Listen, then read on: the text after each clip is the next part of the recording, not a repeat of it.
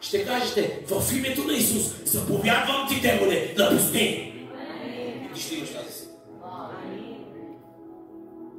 Искаш ли? Халелуя. Чуйте. Това е първо. Той ще ти даде авторитет. Да ви обясня ли какво означава това? Това означава, че аз съм Божие дете. И ако съм Божие дете, имам авторитета на моя баща. Чий авторитет носиш ти? Халелуя!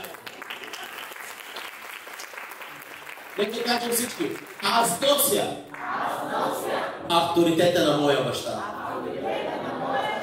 Името му е Исус Христос! Амин!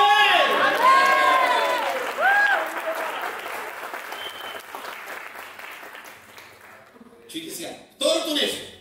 Значи първото нещо е авторитет и сила. Запишете си. Второто нещо. И окото ми ще види повалянето на онези, които ме причакват. Какво ще види окото ти? Това, което е желанието на Бог Отец.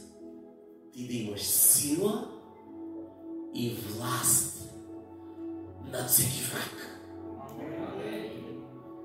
Кажи: Бог ми дава сила, авторитет и власт.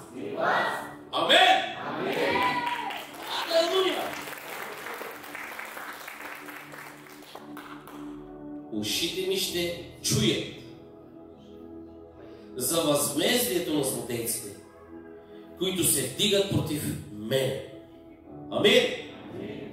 Какво ти дава?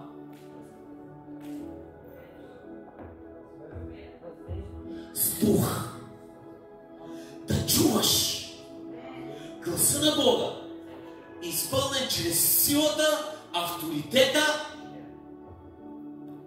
и да побеждаваш. Кажи: победа! Амин!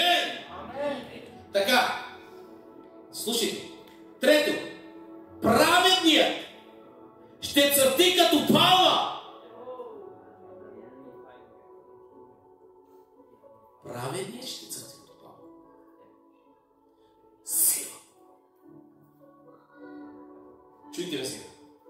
Една палма, за да дава добър плод.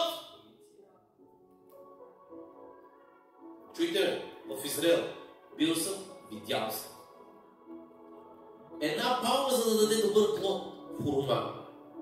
Знаете ли тези най-големите?